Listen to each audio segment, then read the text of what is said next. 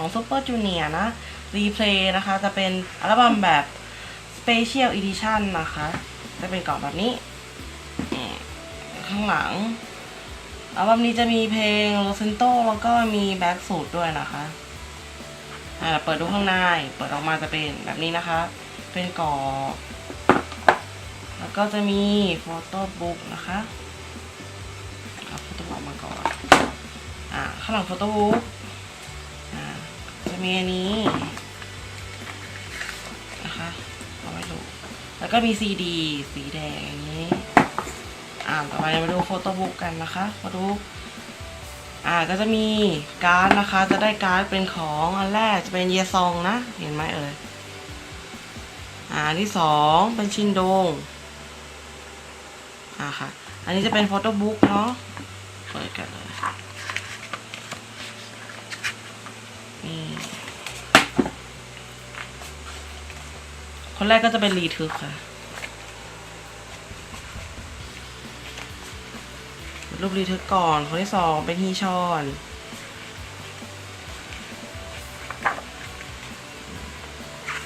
คนที่สามจะเป็นเยซองนะคะ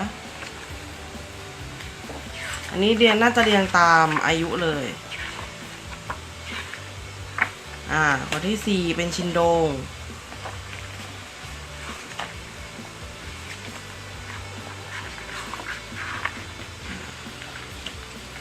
คนต่อมา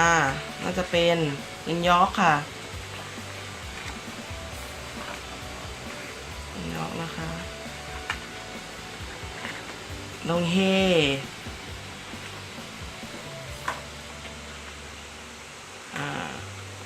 เป็นแบบนี้เนาะและคนสุดท้ายนะคะเมเราเองซีวอน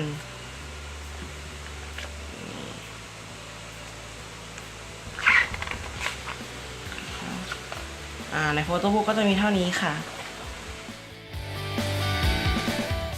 ต่อไปนะคะเป็นโปสเตอร์นะคะที่ได้มาพร้อมกันเนาะจะมาลุ้นกันนะคะว่าได้โปสเตอร์ของใครได้ของฮีชอนค่ะคุณพี่คุณแจ็คสเปโร่ได้ของคุณฮีชอนนะคะนี่ค่ะ